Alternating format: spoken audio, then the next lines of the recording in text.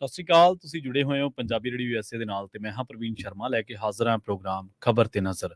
ਖਬਰ ਤੇ ਨਜ਼ਰ ਪ੍ਰੋਗਰਾਮ ਦੇ ਵਿੱਚ ਕਈ ਅਹਿਮ ਤੇ ਕਈ ਖਾਸ ਖਬਰਾਂ ਨੂੰ ਲੈ ਕੇ ਚਰਚਾ ਕਰਨ ਦੇ ਲਈ ਜੁੜ ਚੁੱਕੇ ਨੇ ਮਿੰਟੂ ਗੁਰਸਰੀਆ ਜੀ। ਮਿੰਟੂ ਜੀ, ਸਤਿ ਸ਼੍ਰੀ ਅਕਾਲ ਜੀ, ਸਵਾਗਤ ਹੈ ਜੀ ਪੰਜਾਬੀ ਰੇਡੀਓ USA ਤੇ। ਜੀ ਸ਼ੁਕਰੀਆ ਸਾਰਿਆਂ ਨੂੰ, ਸਤਿ ਸ੍ਰੀ ਅਕਾਲ ਜੀ। ਅੱਜ ਦਿਨ ਸ਼ੁੱਕਰਵਾਰ 3 ਨਵੰਬਰ 2023 1831 ਨਾਨਕਸ਼ਾਹੀ ਸੰਮਤ 555 ਸਪਾਂਸਰ ਕਰਦੇ ਨੇ ਖਾਲਸਾ ਇੰਸ਼ੋਰੈਂਸ ਏਜੰਸੀ ਵਾਲੇ, ਜਿਨ੍ਹਾਂ ਤੋਂ ਤੁਸੀਂ ਹਰ ਤਰੀਕੇ ਦੀ ਇੰਸ਼ੋਰੈਂਸ ਲੈ ਸਕਦੇ ਹੋ। ਇੰਸ਼ੋਰੈਂਸ ਬਾਰੇ ਪਤਾ ਕਰਨ ਦੇ ਲਈ ਇਹਨਾਂ ਦਾ ਨੰਬਰ ਹੈ 408 272 2500। ਇਹ ਪਿਛਲੇ 3 ਦਹਾਕਿਆਂ ਤੋਂ ਵੀ ਵੱਧ ਸਮੇਂ ਤੋਂ ਇੰਸ਼ੋਰੈਂਸ ਦੇ ਵਿੱਚ ਸ਼ਾਨਦਾਰ ਸੇਵਾਵਾਂ ਦੇ ਰਹੇ ਨੇ। ਅਮਰੀਕਾ ਭਰ ਦੇ ਵਿੱਚ ਇੰਸ਼ੋਰੈਂਸ ਕਰਦੇ ਨੇ। ਅੱਜ ਹੀ ਡਾਇਲ ਕਰੋ 408 272 2500। ਟਰਕੀਅਨ ਇਮੀਗ੍ਰੇਸ਼ਨ ਲਾ ਫਰਮ ਵਾਲੀ ਜੇ ਟਰਕੀਅਨ ਟੋਰਨੀ ਟਰਕੀਅਨਾਂ ਦੇ ਨਾਲ ਤੁਸੀਂ US ਇਮੀਗ੍ਰੇਸ਼ਨ ਬਾਬਤ ਕੋਈ ਵੀ ਸਲਾਹ ਕਰਨੀ ਹੈ, ਕੋਈ ਵੀ ਸਵਾਲ ਪੁੱਛਣਾ, ਤੇ ਇਹਨਾਂ ਦਾ ਨੰਬਰ ਹੈ 415 909 0503। G K Dhanota Yuba City, Paramjit Kaur Rangi Vacaville, Pritpal Singh Sidhu Fresno, GN ਲਿਊ ਵਾਲੇ ਟਰੱਕ ਵਾਸ਼ ਕਰਦੇ ਨੇ, ਆਇਲ ਚੇਂਜ ਕਰਦੇ ਨੇ, ਏਅਰ ਬ੍ਰੇਕਾਂ ਦਾ ਕੰਮ ਤਸੱਲੀ ਬਖਸ਼ ਕਰਦੇ ਨੇ, ਨਵੇਂ ਪੁਰਾਣੇ ਟਾਇਰ ਵੀ ਇਹਨਾਂ ਤੋਂ ਮਿਲਦੇ ਨੇ। ਲੋਕੇਸ਼ਨ ਆ ਸੈਂਤਨੇਲਾ ਦੀ। ਨਿੰਮਾ ਸਹੂਤਾ ਦੇ ਨਾਲ ਗੱਲ ਕੀਤੀ ਜਾ ਸਕਦੀ ਹੈ 209 277 0113 ਤੇ MK market Kashmir Singh Sacramento ਤੋਂ। ਇਹਨਾਂ ਸਾਰੇ ਹੀ ਸਪਾਂਸਰਸ ਦਾ ਬਹੁਤ ਬਹੁਤ ਧੰਨਵਾਦ। ਤੇ ਜੇਕਰ ਤੁਸੀਂ ਵੀ ਪੰਜਾਬੀ ਰੇਡੀਓ USA ਦੇ ਇਹਨਾਂ ਪ੍ਰੋਗਰਾਮਾਂ ਨੂੰ ਸਪਾਂਸਰ ਕਰਨਾ ਚਾਹੁੰਦੇ ਹੋ ਤਾਂ ਸਟੂਡੀਓ ਦਾ ਨੰਬਰ ਹੈ 408 272 5200। ਪੰਜਾਬੀ ਰੇਡੀਓ USA ਦੇ ਪ੍ਰੋਗਰਾਮ ਖਬਰ ਤੇ ਨਜ਼ਰ ਨੂੰ ਤੁਸੀਂ ਇਸ ਵੇਲੇ ਸੁਣ ਰਹੇ ਹੋ AM FM ਸਟੇਸ਼ਨਸ ਦੇ ਨਾਲ ਰੇਡੀਓ ਸੈੱਟ ਤੇ, ਨੈੱਟ ਤੇ, mobile app, social media platforms, Facebook, YouTube ਤੇ ਸੁਣ ਰਹੇ ਹੋ, ਦੇਖ ਰਹੇ ਹੋ। ਸਾਰਿਆਂ ਦਾ ਹੀ ਪ੍ਰੋਗਰਾਮ ਖਬਰ ਤੇ ਨਜ਼ਰ ਦੇ ਵਿੱਚ ਸਵਾਗਤ ਹੈ। ਸ਼ੁਰੂਆਤ ਕਰੀਏ ਮਿੰਟੂ ਜੀ ਰਾਘਵ ਚੱਡਾ ਤੋਂ। ਰਾਘਵ ਚੱਡਾ ਨੂੰ ਕਹਿੰਦੇ ਮਾਫੀ ਮੰਗਣ ਦੇ ਲਈ ਕਿਹਾ ਜੀ। ਦੇਖੋ, ਤੁਹਾਨੂੰ ਯਾਦ ਹੋਣਾ ਰਾਘਵ ਚੱਡਾ ਸਸਪੈਂਸ਼ਨ ਤੇ ਚੱਲ ਰਹੇ ਆ ਕਿਉਂਕਿ ਇਹਨਾਂ ਨੂੰ ਸਸਪੈਂਡ ਕਰ ਦਿੱਤਾ ਗਿਆ ਸੀਗਾ ਨਾ ਜੀ। ਤੇ ਜਦੋਂ ਵੀ ਕੋਈ ਵਿਧਾਨ ਕਾਰਜ ਜਾਂ ਮੈਂਬਰ ਪਾਰਲੀਮੈਂਟ ਸਸਪੈਂਡ ਹੋ ਜਾਂਦਾ ਹੈ, ਜੇ ਤਾਂ ਉਹ ਕੋਈ 2-4 ਦਿਨ ਦੀ ਗੱਲ ਹੋਵੇ ਤੇ ਫਿਰ ਤੇ ਠੀਕ ਆ। ਜੇ ਬਹੁਤ ਲੰਬੇ ਸਮੇਂ ਵਾਸਤੇ ਸਸਪੈਂਸ਼ਨ ਹੋ ਜਾਵੇ ਤਾਂ ਬਹੁਤ ਔਖਾ ਹੈ ਕੰਮ। ਜੀ ਜੀ। ਸੋ ਰਾਘਵ ਚੱਡਾ ਗਏ ਸਨ ਫਰੀਦਕੋਟ ਦੇ ਵਿੱਚ। ਤੁਹਾਨੂੰ ਪਤਾ ਹੀ ਹੈ ਕਿ ਇਹਨਾਂ ਲਈ ਕੋਰਟ ਕੋਈ ਨਵੀਂ ਨਹੀਂ, ਮੱਥਾ ਜਿਹੜਾ ਹੈ ਉਹ ਲੱਗਦਾ ਰਹਿੰਦਾ ਹੈ ਕੇਂਦਰ ਸਰਕਾਰ ਦੇ ਨਾਲ। ਤਾਂ ਹੁਣ ਇਸ ਮਾਮਲੇ ਤੇ ਸ਼ੁੱਕਰਵਾਰ ਯਾਨੀ ਅੱਜ ਸੁਪਰੀਮ ਕੋਰਟ ਨੇ ਕਾਇਮ ਫੈਸਲਾ ਦਿੱਤਾ। ਕੋਰਟ ਨੇ ਚੱਡਾ ਸਾਹਿਬ ਨੂੰ ਕਿਹਾ ਕਿ ਤੁਸੀਂ ਉਪ ਰਾਸ਼ਟਰਪਤੀ ਤੇ ਚੇਅਰਮੈਨ ਜਿਹੜੇ ਆ, ਕਿਉਂਕਿ ਰਾਜ ਸਭਾ ਦੇ ਚੇਅਰਮੈਨ ਹੁੰਦੇ ਹਨ ਤੇ ਚੇਅਰਮੈਨ ਹੁੰਦੇ ਉਪ ਰਾਸ਼ਟਰਪਤੀ। ਉਪ ਰਾਸ਼ਟਰਪਤੀ ਹੈ ਜਗਦੀਪ ਧਨਖੜ ਤੇ ਇਹ ਵੀ ਰਹੇ ਨੇ ਰਾਜਪਾਲ, ਤੁਹਾਨੂੰ ਪਤਾ ਹੀ ਹੈ, ਤੇ ਇਹਨਾਂ ਦਾ ਵੀ ਅਖੜਪੁਣਾ ਜਿਹੜਾ ਬੜਾ ਮੰਨਿਆ ਜਾਂਦਾ ਹੈ। ਤਾਂ ਇਸ ਤੋਂ ਬਾਅਦ ਇਹਨਾਂ ਨੇ ਕਿਹਾ ਕਿ ਤੁਸੀਂ ਜਾਓ ਤੇ ਮਿਲ ਕੇ ਮਾਫੀ ਮੰਗੋ, ਜਿਸ ਤੋਂ ਬਾਅਦ ਜਿਹੜੇ ਸਭਾਪਤੀ ਆ ਉਹ ਇਸ ਆਧਾਰ ਤੇ ਵਿਚਾਰ ਕਰ ਸਕਦੇ ਆ ਕਿ ਇਹ ਇੱਕ ਨੌਜਵਾਨ ਮੈਂਬਰ ਪਾਰਲੀਮੈਂਟ ਹੈ ਤੇ ਇਸ ਤਰ੍ਹਾਂ ਜਿਹੜਾ ਸਸਪੈਂਸ਼ਨ ਦਾ ਇੱਕ ਰਸਤਾ ਜਿਹੜਾ ਉਹ ਖੁੱਲ ਜਾਏਗਾ ਕਿ ਰੱਦ ਹੋ ਜਾਵੇ। ਵੈਸੇ ਸੁਪਰੀਮ ਕੋਰਟ ਨੇ ਮਤਲਬ ਕਿ ਇਹ ਗੱਲ ਜਿਹੜੀ ਹੈ ਬੜੇ ਇੱਕ ਤਰ੍ਹਾਂ ਨਾਲ ਕਹਿੰਦੇ ਕਿ ਲਿਆਕਤੀ ਲਹਿਜ਼ੇ ਨਾਲ ਕਹੀ ਹੈ ਨਾ ਕਿ ਤੁਸੀਂ ਜਾਓ, ਜੇ ਕੋਈ ਗੱਲਬਾਤ ਹੋਈ ਹੈ ਤਾਂ ਤੁਸੀਂ, ਕਿਉਂਕਿ ਨੌਜਵਾਨ ਮੈਂਬਰ ਪਾਰਲੀਮੈਂਟ ਹੋ, ਜੇ ਤੁਸੀਂ ਰਿਲਾਈਜ਼ ਕਰੋਗੇ ਤਾਂ ਚਲੋ ਸਸਪੈਂਸ਼ਨ ਜਿਹੜੀ ਹੈ ਰੱਦ ਵੀ ਹੋ ਜਾਏਗੀ, ਰਸਤਾ ਖੁੱਲ ਜਾਏਗਾ। ਤੇ ਖੈਰ ਇਸ ਤੋਂ ਬਾਅਦ ਰਾਘਵ ਚੱਡਾ ਨੇ ਕਿਹਾ ਕਿ ਉਹਨਾਂ ਨੇ ਰਾਜ ਸਭਾ ਦੇ ਸਭਾਪਤੀ ਜਗਦੀਪ ਧਨਖੜ ਤੋਂ ਸਮਾਂ ਮੰਗਿਆ। ਉਹਨਾਂ ਸੋਸ਼ਲ ਮੀਡੀਆ ਐਕਸ ਤੇ ਲਿਖਿਆ ਕਿ ਸੁਪਰੀਮ ਕੋਰਟ ਦਾ ਹੁਕਮ ਹੈ ਕਿ ਮੈਂ ਰਾਜ ਸਭਾ ਦੇ ਸਭਾਪਤੀ ਧਨਖੜ ਸਾਹਿਬ ਤੋਂ ਵਿਅਕਤੀਗਤ ਰੂਪ ਨਾਲ ਮਿਲ ਕੇ ਤੇ ਗੱਲਬਾਤ ਕਰਾਂ। ਤਾਂ ਉਸ ਨੂੰ ਦੇਖਦੇ ਹੋਏ ਮੈਂ ਆਪਣੀ ਸਸਪੈਂਸ਼ਨ ਨੂੰ ਲੈ ਕੇ ਸਭਾਪਤੀ ਨੂੰ ਜਲਦ ਮਿਲ ਕੇ ਬੈਠਕ ਕਰਨ ਲਈ ਸਮਾਂ ਮੰਗਿਆ। ਮੈਂ ਸਮਾਂ ਮੰਗਿਆ ਤੇ ਬਹੁਤ ਜਲਦੀ ਸ਼ਾਇਦ ਹੋ ਜਾਏਗੀ। ਮਤਲਬ ਇਹ ਸਾਫ਼ ਹੈ ਕਿ ਜੋ ਹੁਕਮ ਆਇਆ ਰਾਘਵ ਚੱਡਾ ਨੇ ਇੱਕ ਤਰ੍ਹਾਂ ਨਾਲ ਸਵੀਕਾਰ ਕੀਤਾ ਹੈ। ਉਹਨਾਂ ਨੇ ਕੋਈ ਇਹਦੇ ਤੇ ਕੋਈ ਅੜਫਾਸਤੇ ਦਿਖਾਈ ਨਹੀਂ ਹੈ। ਕਿਉਂਕਿ ਜੇ ਉਹ ਇਸ ਗੱਲ ਦੀ ਪੁਸ਼ਟੀ ਕਰਦੇ ਨੇ ਪ੍ਰਵੀਨ ਜੀ, ਜ਼ਰਾ ਜੀ ਗੱਲ ਹੈ ਕਿ ਉਹਨਾਂ ਦਾ ਮਨ ਹੈ ਤੇ ਜੇ ਕੋਈ ਮਾਫੀ ਮੰਗ ਲਵੇ ਤੇ ਉਹਦੇ ਨਾਲ ਕੋਈ ਨੀਵਾ ਵੀ ਨਹੀਂ ਹੋ ਜਾਂਦਾ। ਜੇ ਕੋਈ ਮੰਨ ਲਓ ਠੀਕ ਹੈ, ਕਈ ਵਾਰ ਜੋਸ਼ ਦੇ ਵਿੱਚ ਬੰਦਾ ਉੱਥੇ ਆ ਕੇ ਗੱਲ ਕਰ ਲੈਂਦਾ ਹੈ, ਠੀਕ ਹੈ। ਜੇ ਇਹਨਾਂ ਨੂੰ ਲੱਗਦਾ ਹੈ ਕਿ ਹਾਂ ਭਾਈ ਮੈਂ ਆਪਣੀ ਜਗ੍ਹਾ ਤੇ ਉਸ ਵੇਲੇ ਆਪਣਾ ਕੰਡਕਟ ਅੱਛਾ ਕਰ ਸਕਦਾ ਸੀਗਾ ਤਾਂ ਠੀਕ ਹੈ, ਨੋ ਪ੍ਰੋਬਲਮ, ਇਹਨਾਂ ਦੀ ਆਪਣੀ ਮਰਜ਼ੀ ਆ। ਗੱਲ ਇਹ ਆ ਕਿ ਚਲੋ ਇਹ ਤੇ ਰਾਘਵ ਚੱਡਾ ਨੌਜਵਾਨ ਆ, ਹੋ ਸਕਦਾ ਗਲਤ ਵੀ ਹੋਵੇ, ਮੈਨੂੰ ਪੱਕਾ ਪਤਾ ਨਹੀਂ ਉਸ ਦਿਨ ਕੀ ਹੋਇਆ ਸੀਗਾ, ਕੀ ਇਹਨਾਂ ਨੇ ਬੋਲਿਆ ਕੀ ਨਹੀਂ, ਕਿਉਂਕਿ ਰਿਕਾਰਡਿੰਗ ਜਿਹੜੀ ਆ ਉਹੀ ਸੁਣਨੀ ਪੈਂਦੀ ਹੈ ਕਿ ਕੀ ਹੋਇਆ, ਜਾਂ ਜਿਹੜੀ ਸਦਨ ਦੀ ਕਾਰਵਾਈ ਹੈ ਤੁਹਾਨੂੰ ਉਹਦੀ ਸਾਰੀ ਜਿਹੜੀ ਕਾਪੀ ਹੈ ਉਹ ਪੜ੍ਹਨੀ ਪਊਗੀ।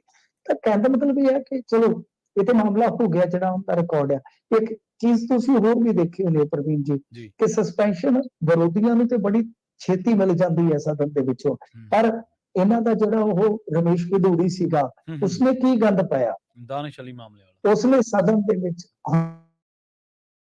ਜੀ ਜੀ ਇੱਕ ਮਤਲਬ ਕਿ ਮੁਸਲਿਮ ਮੈਂਬਰ ਪਾਰਲੀਮੈਂਟ ਨੂੰ ਯਾਨੀ ਘੱਟ ਗਿਣਤੀਆਂ ਦੇ ਨੁਮਾਇੰਦੇ ਨੂੰ ਇੱਜ਼ਤ ਦੇਣ ਦੀ ਥਾਂ ਤੇ ਨਾ ਜ਼ਲੀਲ ਕੀਤਾ, ਨਾ ਗੰਦ ਬਕਿਆ ਕਿ ਮੈਂ ਕਹਿੰਦਾ ਕਿ ਕੋਈ ਉਹੋ ਜਿਹਾ ਦੇਸ਼ ਹੁੰਦਾ ਤੇ ਸ਼ਾਇਦ ਉੱਥੇ ਤਾਂ ਇਹੋ ਜਿਹੇ ਬੰਦੇ ਤੇ ਜਦੀ ਨਾਲ ਦੀ ਨਾਲ ਕੇਸ ਚੱਲ ਪੈਂਦਾ। ਹੋ ਸਕਦਾ ਜਨਤਾ ਵੀ ਛਿੱਤਰ ਸੁੱਟਦੀ ਕਿ ਯਾਰ ਤੂੰ ਕਿੰਨਾ ਫਿਰਕੂ ਕਿਸਮ ਦਾ ਆਦਮੀ। ਤਾਂ ਉਹਦੇ ਮਾਮਲੇ 'ਚ ਵੇਖ ਲਓ ਤੁਸੀਂ ਕੀ ਹੋਇਆ, ਕੁਛ ਵੀ ਨਹੀਂ ਹੋਇਆ, ਨੀਪਾ ਪੋਚੇ।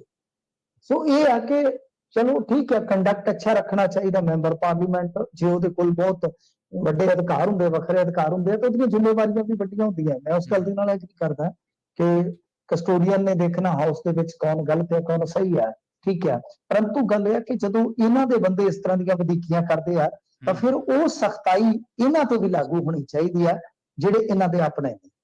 ਜੀ ਜੀ ਬਿਲਕੁਲ ਜੀ, ਇਹ ਤਾਂ ਹੋਣਾ ਚਾਹੀਦਾ ਸਾਰਿਆਂ ਲਈ। ਜੇਕਰ ਸਾਰੇ ਮੈਂਬਰ ਪਾਰਲੀਮੈਂਟ ਨੇ ਤਾਂ ਸਾਰਿਆਂ ਲਈ ਜਿਹੜਾ ਨਿਆਂ ਦੀ ਤੱਕੜੀ ਹੈ ਉਹ ਇੱਕੋ ਜਿਹੀ ਹੋਣੀ ਚਾਹੀਦੀ ਹੈ। ਮਹਾ ਡਿਬੇਟ ਦੀਆਂ ਹਾਂਜੀ, ਪਰ ਮੈਂ ਐਡ ਕਰ ਦੇਣਾ ਇਹਦੇ 'ਚ ਕੀ ਸੀ, ਮੈਂ ਤੁਹਾਨੂੰ ਦੱਸਦਾ। ਇਹਦੇ 'ਚ ਯਾਦ ਹੋਣਾ ਤੁਹਾਨੂੰ, ਮੈਨੂੰ ਯਾਦ ਆ ਗਿਆ ਕਿ ਇਹ ਬੋਲਣ ਦਾ ਮਾਮਲਾ ਨਹੀਂ ਸੀ। ਦਰਅਸਲ ਇਹਨਾਂ ਨੇ ਇੱਕ ਤੁਹਾਨੂੰ ਪਤਾ ਪ੍ਰਤੀਸ਼ਤ ਪ੍ਰਸਤਾਵ ਦਿੱਤਾ ਸੀਗਾ ਨਾ, ਉਹਦੇ 'ਚ ਕੁਝ ਮਤਲਬ ਕਿ ਨਾ ਜੋੜ ਦਿੱਤੇ ਸੀ। ਹਾਂਜੀ, ਨਾ ਜੋੜ ਦਿੱਤੇ ਸੀ, ਉਹ ਸੀ ਇਹ ਸਮੱਸਿਆ। ਜੀ ਜੀ ਜੀ, ਉਹਨਾਂ ਨੇ ਦੋਸ਼ ਲਾਇਆ ਸੀ ਸਾਡੇ, ਅਸੀਂ ਸਹਿਮਤੀ ਨਹੀਂ ਦਿੱਤੀ, ਸਾਡੇ ਸਾਈਨ ਜਾਲੀ ਹੈ, ਇਦਾਂ ਦਾ ਕੁਝ। ਸਾਡੇ ਕੰਸੈਂਟ ਤੋਂ ਬਗੈਰ ਇਹਨਾਂ ਨੇ ਨਾਮ ਲਿਖ ਲਿਆ। ਜੀ ਜੀ, ਹਾਂ ਠੀਕ ਹੈ, ਸਾਡੇ ਸਰੋਤਿਆਂ ਨੂੰ ਪਤਾ ਲੱਗਣਾ ਚਾਹੀਦਾ ਐਕਚੁਅਲ 'ਚ ਕਿ ਮਸਲਾ ਕੀ ਹੈ। ਤੇ ਮਹਾ ਡਿਬੇਟ ਦੀਆਂ ਮਿੰਟੂ ਜੀ ਪੋਲਾਂ ਖੁੱਲਣ ਲੱਗੀਆਂ ਨੇ ਕਹਿੰਦੇ। ਹਾਂਜੀ ਦੇਖੋ, ਇਹ ਤੇ ਫਿਰ ਖੁੱਲਣੀਆਂ ਹੀ ਨੇ ਤੇ ਸਾਫ਼ ਹੀ ਹੈ। ਹੁਣ ਦੇਖੋ, ਅੱਜ ਮਜੀਠੀਆ ਸਾਹਿਬ ਬੋਲ ਰਹੇ ਸਨ, ਦੱਸ ਰਹੇ ਸੀ, ਵੈਸੇ ਇਹਨਾਂ ਦਾ ਤਾਂ ਚੱਲ ਹੀ ਜਾਂਦਾ, ਤੁਹਾਨੂੰ ਪਤਾ ਹੀ ਆ। ਬਾਲਾਸਰ ਵਾਲੀ ਨਹਿਰ ਤੇ ਵੀ, ਬਾਦਲ ਸਾਹਿਬ ਦੀਆਂ ਚਿੱਠੀਆਂ ਤੋਂ ਵੀ ਬਹੁਤ ਜ਼ਿਆਦਾ ਇਸ ਵੇਲੇ ਇਹਨਾਂ ਦੀ ਪਸੂੜੀ ਪਈ ਹੈ। ਸੁਖਬੀਰ ਸਿੰਘ ਬਾਦਲ ਤੇ ਇੱਥੋਂ ਤੱਕ ਕਹਿੰਦੇ ਨੇ ਕਿ 10 ਦਿਨਾਂ 'ਚ ਜੇ ਮਾਨ ਸਾਹਿਬ ਨੇ ਮਾਫੀ ਨਹੀਂ ਮੰਗੀ ਤੇ ਮੈਂ ਮੁਕੱਦਮਾ ਠੋਕ ਦੇਣਾ। ਅੱਛਾ, ਹੁਣ ਪਤਾ ਨਹੀਂ ਕਦੋਂ ਠੋਕਣਗੇ ਕਿ ਨਹੀਂ। ਸੋ ਗੱਲ ਇਹ ਆ ਕਿ ਜਿਹੜੇ ਜਗਸੀਰ ਝਨੇੜੀਆ ਤੇ ਉਹਦੇ ਸਾਥੀ 17 ਅਕਤੂਬਰ ਨੂੰ ਭਗਵੰਤ ਮਾਨ ਦੇ ਜਨਮ ਦਿਨ ਤੇ ਖੂਨਦਾਨ ਕੈਂਪ ਲਾਉਣ, 1 ਨਵੰਬਰ ਨੂੰ ਉਹੀ ਸਰੋਤੇ ਹੋਣ, ਸੱਚ ਤੁਹਾਡੇ ਸਾਹਮਣੇ, ਲਓ ਜੀ ਸਬੂਤ ਪੰਜਾਬੀਆਂ ਦੇ ਸਾਹਮਣੇ ਆ। ਮਤਲਬ ਕਿ ਕੋਈ ਇਹਨਾਂ ਦਾ ਆਗੂ ਹੈ ਜਗਸੀਰ ਝਨੇੜੀ ਤੇ ਉਹ ਬੈਠਾ ਆਮ ਆਦਮੀ ਪਾਰਟੀ ਦੇ ਕੰਧੇੜੀ ਤੇ ਗੱਲ ਇਹ ਆ ਕਿ ਉਹਨੇ ਕੋਈ ਕੈਂਪ ਲਾਇਆ ਸੀਗਾ। ਤੁਹਾਨੂੰ ਯਾਦ ਹੋਣਾ ਭਗਵੰਤ ਮਾਨ ਦਾ ਜਿਹੜਾ ਬੀਤੇ ਦਿਨੀ ਬੀਤਿਆ ਜਨਮ ਦਿਨ, ਤੇ ਉਹਦੇ ਤੇ ਇਹਨਾਂ ਨੇ ਕਾਫੀ ਖੂਨਦਾਨ ਕੈਂਪ ਲਾਏ ਸਨ। ਚਲੋ ਖੂਨਦਾਨ ਕੈਂਪ ਲਾਉਣੇ ਅੱਛੀ ਗੱਲ ਆ। ਤਾਂ ਮਤਲਬ ਕਿ ਇਹ ਤਸਵੀਰਾਂ ਇਹਨਾਂ ਨੇ ਸੋਸ਼ਲ ਮੀਡੀਆ ਤੇ ਪਾਈਆਂ ਕਿ ਇਹ ਇਹਨਾਂ ਦੇ ਬੰਦੇ ਆ ਜਿਨ੍ਹਾਂ ਨੇ ਖੂਨਦਾਨ ਕੈਂਪ ਵੀ ਲਾਏ ਤੇ ਮੁੜ ਕੇ ਡਿਬੇਟ ਦੇ ਵਿੱਚ ਵੀ ਨਜ਼ਰ ਆਏ ਆ। ਸੋ ਇਹ ਕਹਾਣੀ ਹੈ ਕੁੱਲ ਮਿਲਾ ਕੇ, ਕਹਿਣ ਦਾ ਮਤਲਬ ਇਹ ਹੈ। ਤੇ ਇਹਦੇ 'ਚ ਤੇ ਵੈਸੇ ਕੋਈ ਉਹ ਦੋ ਰਾਏ ਹੈ ਹੀ ਨਹੀਂ ਹੈ, ਇਹ ਤੇ ਪਤਾ ਸੀਗਾ। ਹੁਣ ਤੁਸੀਂ ਵੇਖੋ ਨਾ ਕਿ ਡਿਬੇਟ ਦੇ ਵਿੱਚ ਹਾਜ਼ਰੀਨ ਜਿਹੜੇ ਸੀਗੇ ਉਹ ਕਿਸ ਤਰ੍ਹਾਂ ਦੇ ਸੀਗੇ ਕਿ ਬਾਬੂ ਸਿੰਘ ਮਾਨ ਉੱਥੇ ਜੱਜ ਕੇ ਬੈਠੇ ਤੇ ਅਮਤੋਜ ਮਾਨ ਨੂੰ ਨਜ਼ਰਬੰਦ ਕਰ ਰੱਖਿਆ ਇੱਕ ਤਰ੍ਹਾਂ ਨਾਲ, ਉਹਨੂੰ ਤੇ ਆਉਣ ਹੀ ਨਹੀਂ ਦਿੱਤਾ। ਹਾਂਜੀ ਹਾਂਜੀ, ਫਰਕ ਹੈ ਨਾ। ਬਾਪ ਭਗਵੰਤ ਮਾਨ ਹੋਰਾਂ ਦੇ ਨਜ਼ਦੀਕੀ ਦੋਸਤਾਂ ਚੋਂ ਇੱਕ ਹੈ ਤੇ ਬੇਟਾ ਆਲੋਚਕਾਂ ਚੋਂ ਇੱਕ ਹੈ, ਉਹ ਸਮਾਜ ਸੇਵੀ। ਤੇ ਇੱਥੋਂ ਪਤਾ ਲੱਗ ਜਾਂਦਾ ਨਾ ਕਿ ਨੇੜਤਾ ਕੀ ਸ਼ੈ ਆ ਤੇ ਵਿਰੋਧਤਾ ਕੀ ਸ਼ੈ ਆ, ਦੋਵੇਂ ਅਲੱਗ-ਅਲੱਗ ਚੱਲਦੇ ਆ ਨਾ। ਸੱਤਾਧਾਰੀਆਂ ਨਾਲ ਨੇੜਤਾ ਤੇ ਵਿਰੋਧਤਾ ਅਲੱਗ-ਅਲੱਗ ਚੱਲਣਗੇ। ਸੋ ਜ਼ਾਹਰ ਤੌਰ ਤੇ, ਹਾਲਾਂਕਿ ਮੈਂ ਮੰਨਦਾ ਕਿ ਹਰੇਕ ਬੰਦੇ ਦੀ ਚੋਣ ਹੈ ਜੀ। ਭਰਾ ਕੋਈ ਕਿਸੇ ਪਾਰਟੀ 'ਚ ਹੋ ਸਕਦਾ, ਭਰਾ ਕੋਈ ਕਿਸੇ ਪਾਰਟੀ 'ਚ ਹੋ ਸਕਦਾ, ਬਿਲਕੁਲ ਨਿੱਜੀ ਆਜ਼ਾਦੀ ਹੈ। ਮਾਨ ਸਾਹਿਬ ਗਏ ਨੇ, ਬਿਲਕੁਲ ਉਹਨਾਂ ਦੀ ਨਿੱਜੀ ਆਜ਼ਾਦੀ, ਉਹ ਆਪਣੀ ਕੈਪੈਸਿਟੀ 'ਚ ਗਏ ਨੇ। ਪਰ ਉਹ ਇੱਕ ਮੈਂ ਮਿਸਾਲ ਦਿੱਤੀ ਹੈ ਕਿ ਕਿਸ ਤਰ੍ਹਾਂ ਦੇਖੋ, ਮਤਲਬ ਕਿ ਕਈ ਵਾਰ ਆਪਣੇ ਘਰ ਦੇ ਵਿੱਚ ਵੀ ਵਿਚਾਰਕ ਜਿਹੜੇ ਆ ਨਾ ਮਤਭੇਦ ਰਹਿੰਦੇ ਆ, ਸੋਚ ਦਾ ਫਰਕ ਰਹਿ ਜਾਂਦਾ। ਤਾਂ ਬਹਰਹਾਲ ਇਹ ਤੇ ਸਾਫ਼ ਹੀ ਹੈ ਕਿ ਜਿਸ ਤਰ੍ਹਾਂ ਉੱਥੇ ਹੈਗੇ ਸੀ, ਮੈਂ ਹਾਜ਼ਰੀਨ ਇਹਨਾਂ ਨੂੰ ਘੱਟ ਕਿਹਾ ਤੇ ਮੈਂ ਇਹਨਾਂ ਨੂੰ ਤਾੜੀ ਮਾਰ ਜ਼ਿਆਦਾ ਕਿਹਾ ਕਿਉਂਕਿ ਉੱਥੇ ਤਾੜੀਆਂ ਹੀ ਜ਼ਿਆਦਾ ਮਾਰੀਆਂ ਨੇ ਇਹਨਾਂ ਨੇ। ਤੇ ਗੱਲ ਇਹ ਆ ਕਿ ਇਹ ਤੇ ਸਾਫ਼ ਹੀ ਸੀਗਾ। ਇਹ ਚਲੋ ਮਜੀਠੀਆ ਹੋਰਾਂ ਦੀ ਆਪਣੀ ਰਾਜਨੀਤੀ ਆ। ਉੱਥੇ ਤੁਸੀਂ ਇਹ ਹਿਸਾਬ ਲਾ ਲਓ ਕਿ ਮੇਰੇ ਇੱਕ ਦੋਸਤ ਆ, ਉਹ ਉੱਥੋਂ ਲਾਗਿਓਂ ਗੁਜ਼ਰ ਰਹੇ ਸੀ ਡੇਲੀ ਦੀ, ਮਤਲਬ ਕਿ ਉਹਨਾਂ ਦੀ ਦਿਨਚਰੀ ਹੈ, ਉਹ ਆਪਦੀ ਰੂਟੀਨ 'ਚ ਜਾ ਰਹੇ ਸੀ। ਉਹ ਕਹਿ ਰਹੇ ਸੀਗੇ ਕਿ ਮੇਰਾ ਆਇਡੈਂਟੀਟੀ ਕਾਰਡ ਵੇਖਣ ਤੇ ਬਾਅਦ ਵੀ ਗਵਰਨਮੈਂਟ ਜੌਬ ਤੇ ਆ, ਵੇਖਣ ਤੋਂ ਬਾਅਦ ਵੀ ਮੈਨੂੰ ਅੱਗੇ ਨਹੀਂ ਜਾਣ ਦਿੱਤਾ। ਕਹਿੰਦੇ ਨਹੀਂ, ਇਸ ਰਸਤੇ ਤੇ ਜਾਣਾ ਹੀ ਨਹੀਂ, ਅਸੀਂ ਭੁੱਲ ਹੀ ਜਾਓ ਜੀ। ਤਾਂ ਮਤਲਬ ਕਿ ਇੰਨੀ ਜ਼ਿਆਦਾ ਸਖਤਾਈ ਸੀ ਕਿ ਖੈਰ ਚਲੋ ਇਹ ਸਾਰਾ ਕੁਛ ਆ, ਡਿਬੇਟ ਬੀਤ ਗਈ ਆ, ਪਰ ਉਸ ਡਿਬੇਟ ਤੇ ਡਿਬੇਟ ਜਿਹੜੀ ਹਾਲੇ ਵੀ ਚੱਲਦੀ ਪਈ। ਤੇ ਮਿੰਟੂ ਜੀ ਰੁੱਖ ਕਰੀਏ ਆਪਾਂ ਅਗਲੀ ਖਬਰ ਦਾ, ਗੱਲ ਕਰੀਏ ਸੁਖਬੀਰ ਸਿੰਘ ਬਾਦਲ ਦਾ, ਜਿਵੇਂ ਤੁਸੀਂ ਜ਼ਿਕਰ ਕੀਤਾ। ਕਹਿੰਦੇ ਉਹ ਕਹਿ ਰਹੇ ਨੇ ਕਿ 10 ਦਿਨਾਂ ਦੇ ਵਿੱਚ ਮੁੱਖ ਮੰਤਰੀ ਸਾਹਿਬ ਮਾਫੀ ਮੰਗ ਲੈਣ। ਤੇ ਦੇਖੋ ਇਹਦੇ ਚ ਉਹੀ ਹੈ ਨਾ ਕਿ ਇੱਕ ਗੱਲ ਮਾਨ ਸਾਹਿਬ ਨੇ ਆਖੀ, ਉਹਨਾਂ ਆਖਿਆ ਕਿ ਭਾਈ 10 ਦਿਨਾਂ ਦੇ ਵਿੱਚ ਮਾਫੀ ਮੰਗ ਲਓ। ਕਾਹਦੇ ਲਈ? ਕਿਉਂਕਿ ਜਦੋਂ SYL ਤੇ ਬੋਲ ਰਹੇ ਸਨ ਮਾਨ ਸਾਹਿਬ, ਤੇ ਮਾਨ ਸਾਹਿਬ ਨੇ, ਤੁਹਾਨੂੰ ਯਾਦ ਹੀ ਹੋਣਾ, ਇਹਨਾਂ ਨੇ ਬੋਲਿਆ ਸੀਗਾ ਕਿ ਪ੍ਰਕਾਸ਼ ਸਿੰਘ ਬਾਦਲ ਤਾਂ ਜਦੋਂ ਐਮਰਜੈਂਸੀ ਦੇ ਦੌਰ ਦੇ ਵਿੱਚ ਜੇਲ੍ਹ ਦੇ ਅੰਦਰ ਚਲ ਗਏ ਸਨ, ਤੇ ਜੇਲ੍ਹ ਦੇ ਵਿੱਚ ਹੋਣ ਤੇ ਬਾਅਦ ਵੀ ਇਹਨਾਂ ਨੇ ਜੇਲੋਂ ਚਿੱਠੀਆਂ ਲਿਖੀਆਂ SYL ਦੇ ਹੱਕ ਦੇ ਵਿੱਚ ਕਿ SYL ਜਿਹੜੀ ਆ ਚੱਲਣੀ ਚਾਹੀਦੀ ਹੈ, ਤੁਸੀਂ ਚਲਾਉਂਦੇ ਕਿਉਂ ਨਹੀਂ ਆ? ਠੀਕ ਹੈ। ਇਹਦੇ ਤੇ ਅਕਾਲੀ ਦਲ ਬੜਾ ਤੱਤਾ ਹੈ। ਅਕਾਲੀ ਦਲ ਨੇ ਬਹੁਤ ਮੁਖਾਲਫਤ ਕੀਤੀ ਹੈ ਇਸ ਸਟੇਟਮੈਂਟ ਦੀ। ਤਦ ਹੀ ਇਹਨਾਂ ਨੇ ਕਿਹਾ ਕਿ ਜਾਂ ਤੇ ਅਸੀਂ ਤੁਹਾਡੇ ਖਿਲਾਫ ਕਾਨੂੰਨੀ ਐਕਸ਼ਨ ਲਵਾਂਗੇ 10 ਦਿਨ ਬਾਅਦ, ਤੇ ਜਾਂ ਫਿਰ ਤੁਸੀਂ ਇਸ ਤਰ੍ਹਾਂ ਕਰੋ ਕਿ ਮਾਫੀ ਮੰਗ ਲਓ। ਇੱਧਰ ਇੱਕ ਚੀਜ਼ ਹੋਰ ਵੀ ਦੱਸ ਦਿੰਦਾ ਮੈਂ ਤੁਹਾਨੂੰ, ਕਿ ਯਾਦ ਹੋਣਾ ਤੁਹਾਨੂੰ ਕਿ ਉਸ ਸੰਬੋਧਨ ਦੇ ਵਿੱਚ, ਕਿਉਂਕਿ ਡਿਬੇਟ ਤੇ ਆਪਾਂ ਨਾ ਹੀ ਕਹੀਏ, ਡਿਬੇਟ ਹੁੰਦੀ ਹੈ ਕਿ ਸਾਰੀਆਂ ਧਿਰਾਂ ਜਾਂ 2-3 ਧਿਰਾਂ ਉੱਥੇ ਮੌਜੂਦ ਹੋਣ। ਹੁੰਦਾ ਕੀ ਸੀ ਕਿ ਜਦ ਇਹ ਬੋਲ ਰਹੇ ਸੀਗੇ SYL ਤੇ, ਤਾਂ ਇਹਨਾਂ ਨੇ ਇੱਕ ਹੋਰ ਗੱਲ ਕਹੀ ਸੀ ਕਿ ਜਦੋਂ ਕਪੂਰੀ ਤੱਕ ਲਾਉਣ ਆਈ ਆ ਇੰਦਰਾ ਗਾਂਧੀ, ਤਾਂ ਉਸ ਵੇਲੇ ਉਹਦੇ ਜਹਾਜ਼ ਦੇ ਵਿੱਚ ਬਲਰਾਮ ਜਾਖੜ ਵੀ ਸੀਗੇ, ਤੇ ਤਦ ਹੀ ਅੱਜ ਸੁਨੀਲ ਜਾਖੜ ਇਸ ਕੁਰਸੀ ਤੇ ਨਹੀਂ ਹੈ।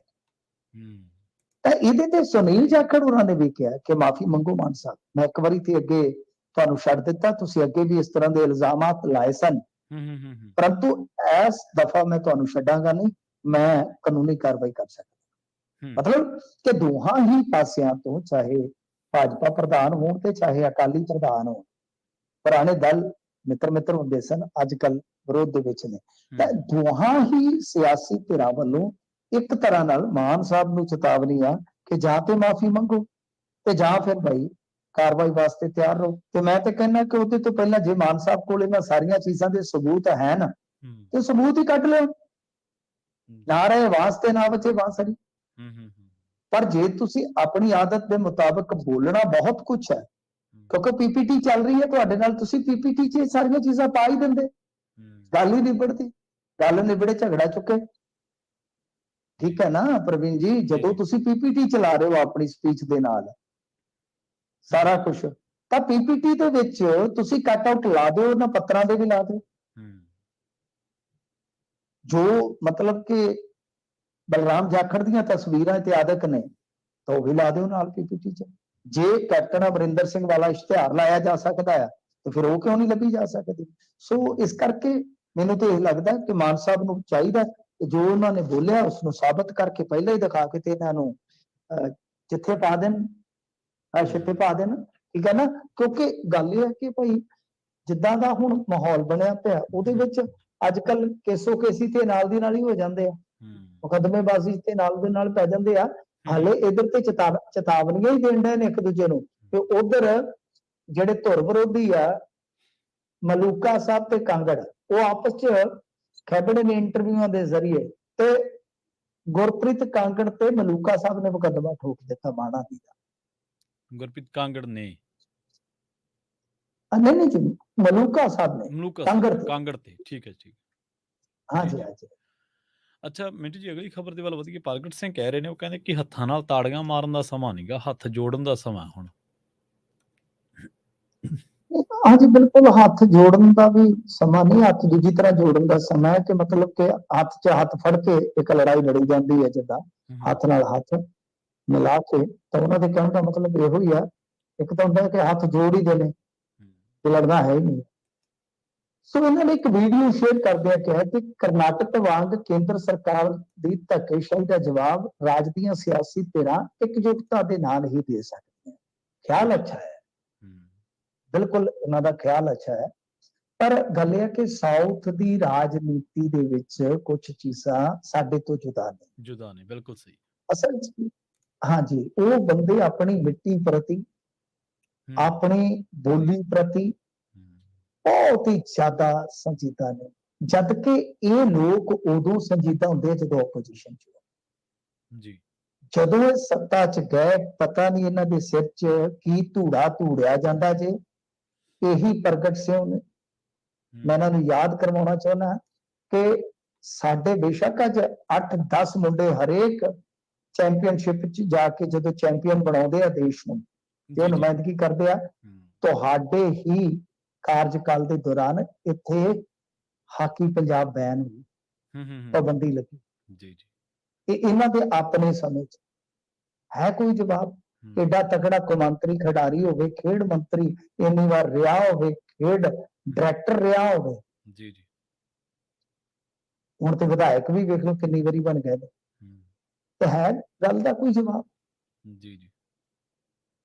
ਬਈ ਗੱਲ ਇਹ ਹੈ ਕਿ ਚਲੋ ਫਿਰ ਵੀ ਕੋਈ ਇਹ ਰਾਏ ਮਾੜੀ ਨਹੀਂ ਹੈ ਕਿ ਮਸ਼ਵਰਾ ਕੋਈ ਮਾੜਾ ਨਹੀਂ ਹੈਗਾ ਕਿ ਤੁਸੀਂ ਇਕਜੁੱਟਤਾ ਦੇ ਨਾਲ ਕੰਮ ਕਰੋ ਤੇ ਬਿਹਤਰ ਹੈ, ਪਰ ਇਕਜੁੱਟਤਾ ਜਿਹੜੀ ਆ ਉਹ ਹੋਵੇ ਕਿਸ ਥਾਂ ਤੇ?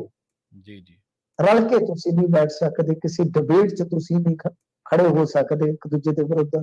ਬਸ ਇੱਕੋ ਗੱਲ ਆ ਕਿ ਆਪੋਜੀਸ਼ਨ ਜਿਹੜੀ ਆ ਉਹਦਾ ਕੰਮ ਹੁੰਦਾ ਕਿ ਸਰਕਾਰ ਦੀ ਮੰਜੀ ਠੋਕਣੀ ਹੈ ਬਸ ਕਿਸੇ ਨਾ ਕਿਸੇ ਬਹਾਨੇ, ਤੇ ਸਰਕਾਰ ਹੈ ਜਿਹੜੀ ਉਹ ਯਕੀਨ ਹੀ ਨਹੀਂ ਕਰਦੀ ਕਿ ਆਪੋਜੀਸ਼ਨ ਕਦੇ ਸਾਡੇ ਨਾਲ ਰਲ ਕੇ ਚੱਲ ਸਕਦੀ। ਇੱਕ ਦੂਜੇ ਤੇ ਬੇਵਸਾਈ ਇਹਨਾਂ ਦੀ ਤਾਂ ਪਾਰਟੀਆਂ ਦੇ ਵਿੱਚ ਬੇਵਸਾਈ ਹੁੰਦੀ ਆ। ਮੈਂ ਕਹਿੰਦਾ ਜੀ ਸਭ ਤੋਂ ਗੰਦੀ ਪੋਲਿਟਿਕਸ ਪਾਰਟੀ ਦੇ ਅੰਦਰ ਹੀ ਪਾਰਟੀ ਦੇ ਲੀਡਰਾਂ ਦੀ ਇੱਕ ਦੂਜੇ ਦੇ ਖਿਲਾਫ ਹੁੰਦੀ ਹੈ। ਬਿਲਕੁਲ ਸਭ ਤੋਂ ਗੰਦੀ ਡਰਟੀ ਪੋਲਿਟਿਕਸ।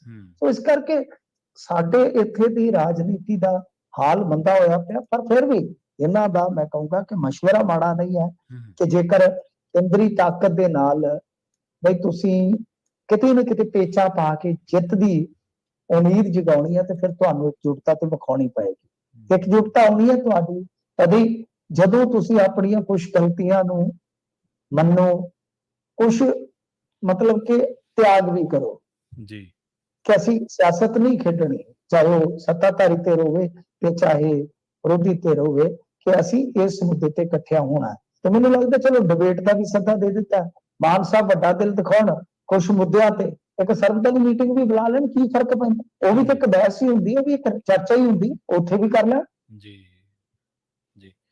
ਤੇ ਅਗਲੀ ਖਬਰ ਦੇ ਵੱਲ ਵਧੀਆ ਮਿੰਟ ਜੀ ਗੱਲ ਕਰੀਏ ਨਵਜੋਤ ਸਿੰਘ ਸਿੱਧੂ ਦੀ ਪਤਨੀ ਡਾਕਟਰ ਨਵਜੋਤ ਕੌਰ ਸਿੱਧੂ ਦੇ ਬਾਰੇ।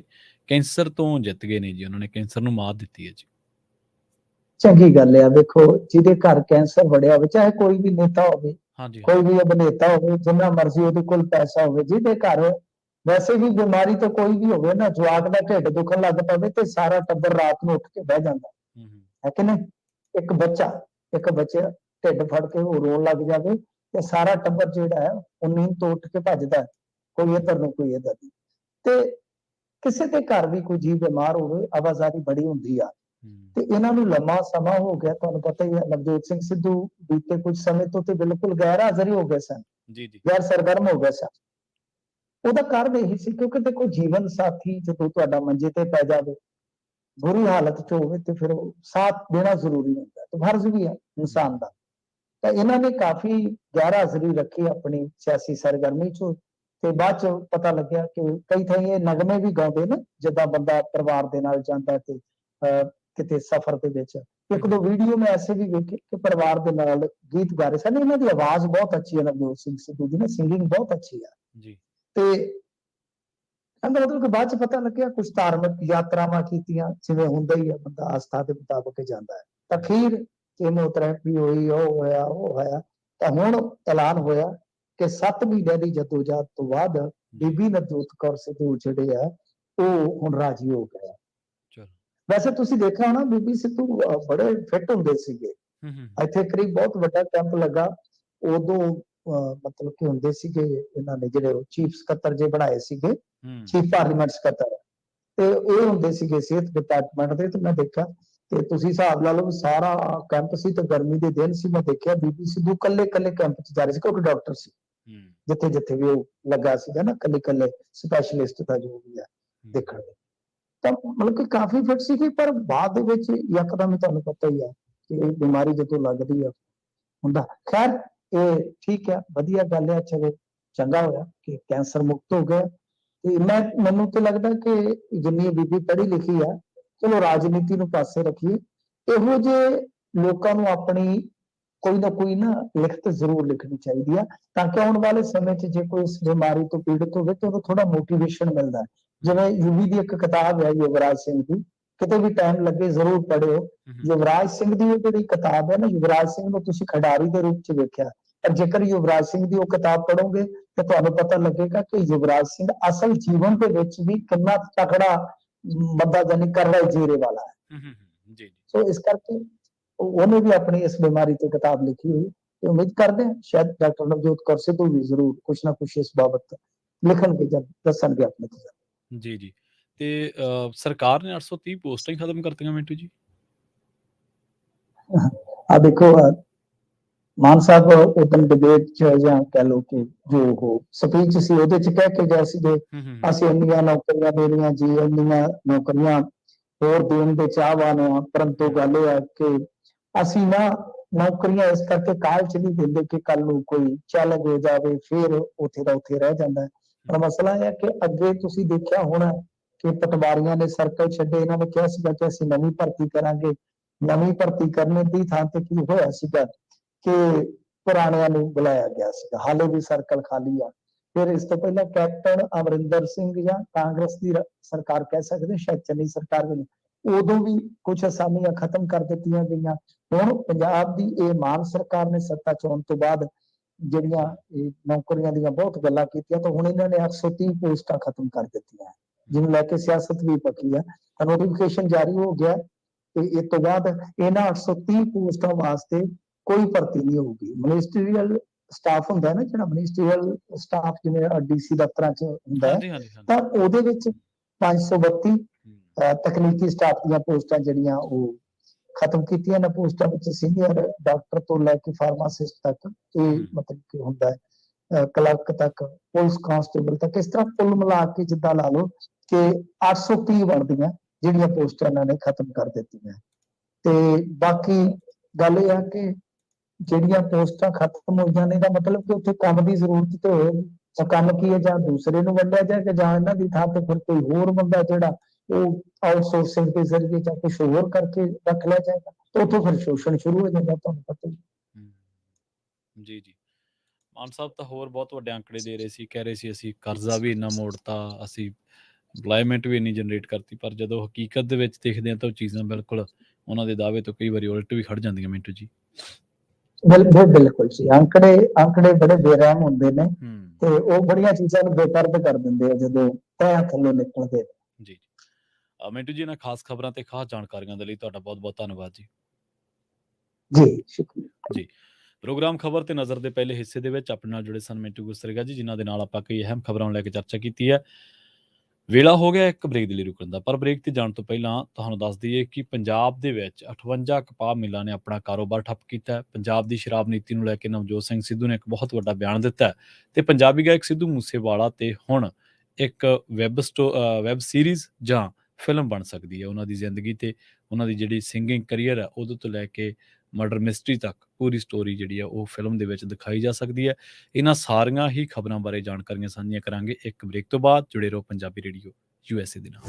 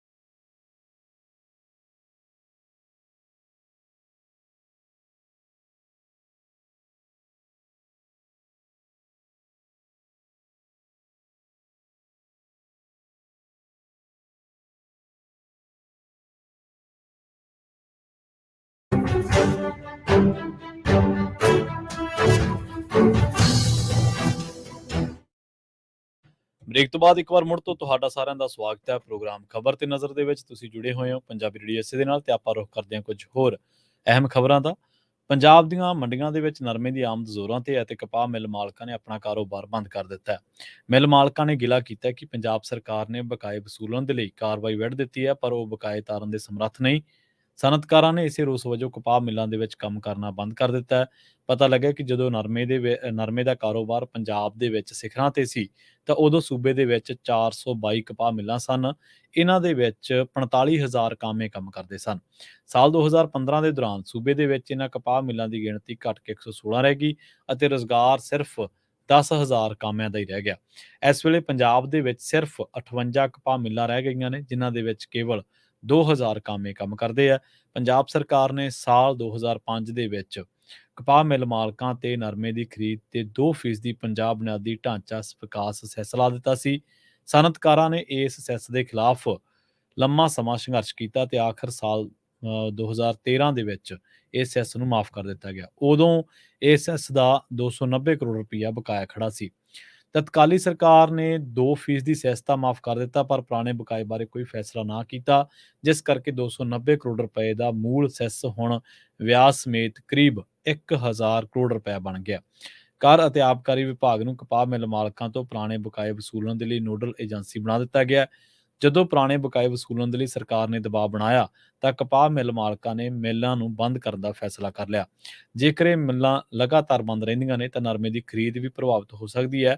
ਸਾਲ 2010 ਤੱਕ ਨਰਮੇ ਦੀ ਖਰੀਦ ਤੇ 2% ਮਾਰਕੀਟ ਫੀਸ ਅਤੇ 2% ਦਿਹਾਤੀ ਵਿਕਾਸ ਫੰਡ ਵਸੂਲਿਆ ਜਾਂਦਾ ਸੀ। ਉਪਰੰਤ ਸਰਕਾਰ ਨੇ ਇਹ ਟੈਕਸ 4% ਤੋਂ ਘਟਾ ਕੇ 1% ਕਰ ਦਿੱਤਾ ਸੀ। ਨਰਮੇ ਦਾ ਖਰੀਦ ਸੀਜ਼ਨ 15 ਸਤੰਬਰ ਤੋਂ ਸ਼ੁਰੂ ਹੋ ਕੇ 31 ਮਾਰਚ ਤੱਕ ਚੱਲਦਾ ਹੈ। ਨਰਮਾ ਪੱਟੀ ਦੇ ਵਿੱਚ ਕਰੀਬ 1.5 ਦਰਜਨ ਕਪਾਹ ਮੰਡੀਆਂ ਨੇ, ਜਿਨ੍ਹਾਂ ਦੇ ਵਿੱਚ ਹੁਣ ਤੱਕ 3,83,000 ਕੁਇੰਟਲ ਨਰਮੇ ਦੀ ਖਰੀਦ ਹੋ ਚੁੱਕੀ ਹੈ, ਜਿਹਦੇ ਵਿੱਚੋਂ 66,000 ਕੁਇੰਟਲ ਨਰਮਾ ਸਰਕਾਰੀ ਭਾਅ ਤੋਂ ਘੱਟ ਵਿਕਿਆ। ਇਸ ਸੀਜ਼ਨ ਦੇ ਵਿੱਚ ਸਭ ਤੋਂ ਵੱਧ ਭਾਅ ਜ਼ਿਲ੍ਹਾ ਸ੍ਰੀ ਮੁਕਤਸਰ ਸਾਹਿਬ ਰਿਹਾ, ਜਿੱਥੇ 8991 ਰੁਪਏ ਪ੍ਰਤੀ ਕੁਇੰਟਲ ਨਰਮਾ ਵਿਕਿਆ। ਭਾਰਤੀ ਕਪਾਹ ਨਿਗਮ ਨੇ ਇਸ ਸੀਜ਼ਨ ਦੇ ਵਿੱਚ ਨਰਮੇ ਦੀ ਖਰੀਦ ਸ਼ੁਰੂ ਨਹੀਂ ਕੀਤੀ। ਜੇ ਪ੍ਰਾਈਵੇਟ ਵਪਾਰੀਆਂ ਨੇ ਵੀ ਖਰੀਦ ਬੰਦ ਕਰ ਦਿੱਤੀ ਤਾਂ ਨਰਮਾ ਕਾਸ਼ਤਕਾਰਾਂ ਨੂੰ ਵੱਡੀ ਸੱਟ ਵੱਜੇਗੀ। ਇਸ ਵਾਰ ਲੰਬੇ ਰੇਸ਼ੇ ਦਾ ਨਰਮਾ ਸਰਕਾਰੀ ਭਾਅ 7,000 ਰੁਪਏ ਪ੍ਰਤੀ ਕੁਇੰਟਲ ਅਤੇ ਦਰਮਿਆਨੇ ਰੇਸ਼ੇ ਵਾਲੇ ਨਰਮੇ ਦਾ ਸਰਕਾਰੀ ਕੀਮਤ 6620 ਰੁਪਏ ਪ੍ਰਤੀ ਕੁਇੰਟਲ ਕੀਤਾ ਗਿਆ। ਉਧਰ ਦੂਜੇ ਪਾਸੇ Punjab cotton factories and ginning association ਦੇ ਸਰਪ੍ਰਸਤ ਭਗਵਾਨ ਦਾਸ ਬਾਂਸਲ ਨੇ ਦੱਸਿਆ ਕਿ ਪੰਜਾਬ ਦੇ ਵਿੱਚ ਨਰਮੇ ਦਾ ਕਾਰੋਬਾਰ ਤਾਂ ਪਹਿਲਾਂ ਹੀ ਠੱਪ ਹੋ ਚੁੱਕਿਆ ਤੇ ਪੈਦਾਵਾਰ ਘਟਣ ਕਰਕੇ ਵੱਡੀ ਗਿਣਤੀ ਕਪਾਹ ਮਿੱਲਾਂ ਬੰਦ ਹੋ ਚੁੱਕੀਆਂ ਨੇ। ਇਸ ਵੇਲੇ ਚੱਲ ਰਹੀਆਂ ਕਪਾਹ ਮਿੱਲਾਂ ਵੀ ਘਾਟੇ ਦੇ ਵਿੱਚ ਨੇ ਅਤੇ ਕਿਸੇ ਮਿੱਲ ਮਾਲਕ ਕੋਲੇ ਪਹੁੰਚ ਨਹੀਂ ਹੈ ਕਿ ਉਹ ਪੁਰਾਣੀਆਂ ਸਰਕਾਰਾਂ ਦੀਆਂ ਗਲਤੀਆਂ ਕਰਕੇ ਸਿਰ ਚੜੇ ਬਕਾਏ ਤਾਰ ਸਕਣ।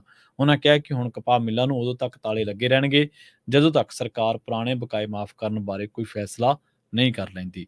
ਗੱਲ ਕਰੀਏ ਸਿੱਧੂ ਮੂਸੇਵਾਲੇ ਦੇ ਬਾਰੇ। ਮੈਚਬਾਕਸ ਸ਼ਾਰਟਸ ਪ੍ਰੋਡਕਸ਼ਨ ਹਾਊਸ ਮਸ਼ਹੂਰ ਗਾਇਕ ਸਿੱਧੂ ਮੂਸੇਵਾਲਾ ਦੀ ਜ਼ਿੰਦਗੀ ਤੇ ਫਿਲਮ ਬਣਾਉਣ ਜਾ ਰਿਹਾ। ਉਸਨੇ ਮੂਸੇਵਾਲਾ ਦੇ ਜੀਵਨ ਤੇ ਲਿਖੀ ਕਿਤਾਬ ਦੇ ਰਾਈਟਸ ਵੀ ਹਾਸਲ ਕਰ ਲਏ ਨੇ। ਕਿਤਾਬ ਹੂ ਕਿਲਡ ਮੂਸੇਵਾਲਾ ਨੂੰ ਫਿਲਮ ਦੇ ਰੂਪ ਦੇ ਵਿੱਚ ਤਿਆਰ ਕੀਤਾ ਜਾਣਾ।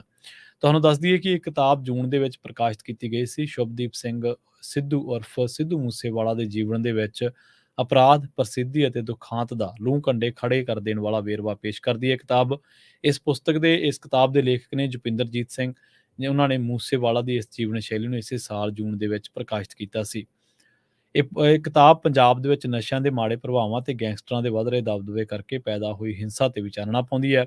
ਇਸ ਦੇ ਵਿੱਚ ਦੱਸਿਆ ਗਿਆ ਹੈ ਕਿ ਕਿਵੇਂ ਉਦਯੋਗ ਦੇ ਹਨੇਰੇ ਅੰਡਰਬੇਲੀ ਦੀ ਇੱਕ ਵਿਆਪਕ ਤਸਵੀਰ ਪੇਸ਼ ਕੀਤੀ ਜਾਂਦੀ ਹੈ। ਇਹ ਅਕਸਰ ਗਲੈਮਰਾਈਜ਼ਡ ਹੁੰਦਾ ਹੈ ਤੇ ਪਰ ਬਹੁਤ ਘੱਟ ਸਮਝਿਆ ਜਾਂਦਾ। ਲੇਖਕ ਜੁਪਿੰਦਰਜੀਤ ਸਿੰਘ ਨੇ ਉਤਸ਼ਾਹ ਜ਼ਾਹਰ ਕਰਦਿਆਂ ਕਿਹਾ ਕਿ ਇਸ ਕਿਤਾਬ ਨੇ ਪ੍ਰਕਾਸ਼ਨ ਤੋਂ ਬਾਅਦ ਵੱਖ-ਵੱਖ ਪ੍ਰੋਡਕਸ਼ਨ ਹਾਊਸਾਂ ਦੇ ਵਿੱਚ ਦਿਲਚਸਪੀ ਪੈਦਾ ਕੀਤੀ ਹੈ। ਉਸ ਤੋਂ ਬਾਅਦ ਉਹਨਾਂ ਨੇ ਕਿਹਾ ਕਿ ਮੈਚਬਾਕਸ ਸ਼ਾਰਟਸ ਜਿਹੜਾ ਕੰਮ ਕਰ ਰਿਹਾ ਉਹਦੇ ਤੋਂ ਮੈਂ ਪ੍ਰਭਾਵਿਤ ਹਾਂ। ਮੈਨੂੰ ਖੁਸ਼ੀ ਹੈ ਕਿ ਇਸਨੇ ਹੋਰ ਵਿਕਸਿਤ ਕਰਨ ਦੇ ਲਈ ਕਿਤਾਬ ਦੇ ਰਾਈਟਸ ਹਾਸਲ ਕਰ ਲਏ ਨੇ।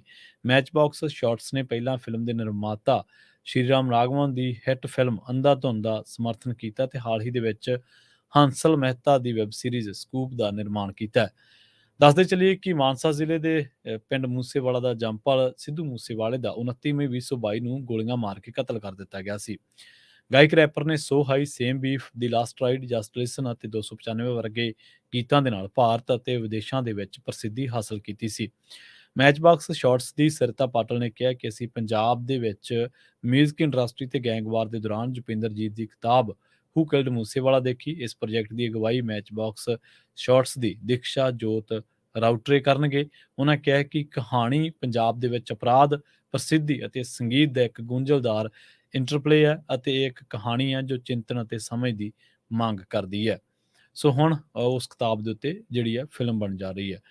ਪੰਜਾਬ ਪ੍ਰਦੇਸ਼ ਕਾਂਗਰਸ ਕਮੇਟੀ ਦੇ ਸਾਬਕਾ ਪ੍ਰਧਾਨ ਨਵਜੋਤ ਸਿੰਘ ਸਿੱਧੂ ਨੇ ਦੋਸ਼ ਲਾਇਆ ਕਿ ਰਾਜ ਦੀ ਸਰਕਾਰ ਦੀ ਸ਼ਰਾਬ ਨੀਤੀ ਦੇ ਵਿੱਚ ਵੱਡਾ ਘਪਲਾ ਹੈ ਅਤੇ ਦਿੱਲੀ ਤੋਂ ਕੋਈ ਬਹੁਤੀ ਵੱਖਰੀ ਨੀਤੀ ਨਹੀਂ ਹੈ। ਦਿੱਲੀ ਦੇ ਵਿੱਚ ਸ਼ਰਾਬ ਦੀ ਨੀਤੀ ਵਾਪਸ ਲੈ ਲਈ ਹੈ, ਪਰ ਪੰਜਾਬ ਦੇ ਵਿੱਚ ਚੱਲ ਰਹੀ ਹੈ। ਇਸ ਕਥਿਤ ਘਪਲੇ ਨੂੰ ਇਸ ਤਰੀਕੇ ਦੇ ਨਾਲ ਪਰਦੇ ਦੇ ਵਿੱਚ ਰੱਖਣ ਦੀ ਕੋਸ਼ਿਸ਼ ਹੈ ਕਿ ਆਰਟੀਆਈ ਦੇ ਵਿੱਚ ਕੋਈ ਜਵਾਬ ਵੀ ਦੇਣ ਦੇ ਲਈ ਤਿਆਰ ਨਹੀਂ। ਸਿੱਧੂ ਆਪਣੇ ਪਟਿਆਲਾ ਦੇ ਵਿੱਚ ਸਥਿਤ ਘਰ ਦੇ ਵਿੱਚ ਪੱਤਰਕਾਰਾਂ ਦੇ ਨਾਲ ਗੱਲਬਾਤ ਕਰ ਰਹੇ ਸਨ। ਉਹਨਾਂ ਕਿਹਾ ਕਿ L1 ਲਾਇਸੈਂਸ ਸਭ ਤੋਂ ਵੱਡੀ ਠੱਗੀ ਹੈ। ਸਰਕਾਰ ਨੇ ਇਸ ਠੱਗੀ ਨੂੰ ਹੋਰ ਵੱਡੀ ਕਰਨ ਦੇ ਲਈ ਸੁਪਰ L1 ਜਾਰੀ ਕਰ ਦਿੱਤੇ, ਜਿਸ ਤੋਂ ਲੱਗ ਰਿਹਾ ਹੈ ਕਿ ਮੁੱਖ ਮੰਤਰੀ ਠੇਕੇਦਾਰਾਂ ਦੇ ਹੇਠ ਦਬ ਗਿਆ। ਉਹਨਾਂ ਕਿਹਾ ਕਿ ਜਦ ਸ਼ਰਾਬ ਦੀ ਖਪਤ ਘੱਟ ਕਰਨ ਵਾਲੇ ਸੂਬੇ ਤਾਮਿਲਨਾਡੂ 44,000 ਕਰੋੜ, ਕਰਨਾਟਕ 29,000 ਕਰੋੜ, ਤੇਲੰਗਾਨਾ 31,000 ਕਰੋੜ ਤੇ ਕੇਰਲਾ 16,000 ਕਰੋੜ ਸ਼ਰਾਬ ਤੋਂ ਕਮਾ ਰਿਹਾ ਹੈ, ਪਰ ਪੰਜਾਬ ਸ਼ਰਾਬ ਤੋਂ ਮਾਮੂਲੀ ਮਾਲੀਆ ਇਕੱਤਰ ਕਰ ਰਿਹਾ ਹੈ ਅਤੇ ਜਦਕਿ ਠੇਕੇਦਾਰ ਵੱਧ ਕਮਾ ਰਹੇ ਨੇ। ਉਹਨਾਂ ਕਿਹਾ ਕਿ ਦਿੱਲੀ ਦੇ ਮੁੱਖ ਮੰਤਰੀ ਅਰਵਿੰਦ ਕੇਜਰੀਵਾਲ ਈਡੀ ਦੇ ਕੋਲ ਪੇਸ਼ ਨਹੀਂ ਹੋਏ, ਜਦਕਿ ਉਹਨਾਂ ਨੂੰ ਉੱਥੇ ਪੇਸ਼ ਹੋ ਕੇ ਸ਼ਰਾਬ ਦੇ ਵਿੱਚ ਕਥਿਤ ਘਪਲੇ ਦਾ ਜਵਾਬ ਦੇਣਾ ਚਾਹੀਦਾ ਹੈ। ਰੁਕ ਕਰਦੇ ਹਾਂ ਪਟਿਆਲਾ ਦਾ। ਸਮਾਣਾ ਵਾਸੀ ਨੇ ਆਪਣੀ ਪਤਨੀ ਤੇ 2 ਬੱਚੀਆਂ ਸਮੇਤ ਭਾਖੜਾ ਨਹਿਰ ਦੇ ਵਿੱਚ ਛਾਲ ਮਾਰ ਦਿੱਤੀ।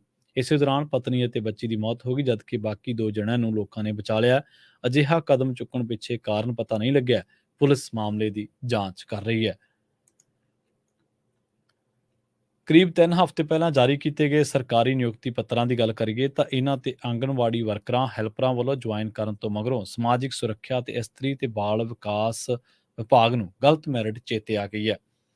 ਬਲਾਕ ਵਿਕਾਸ ਪ੍ਰੋਜੈਕਟ ਦਫ਼ਤਰ ਲੰਬੀ ਨੇ ਕਲੈਰੀਕਲ ਖਾਮੀ ਦੇ ਹਵਾਲੇ ਦੇ ਨਾਲ ਕੰਮ ਵਾਪਸ ਲੈਣ ਬਾਰੇ 5 ਆਂਗਣਵਾੜੀ ਵਰਕਰਾਂ, ਹੈਲਪਰਾਂ ਨੂੰ ਨੋਟਿਸ ਜਾਰੀ ਕੀਤੇ ਨੇ।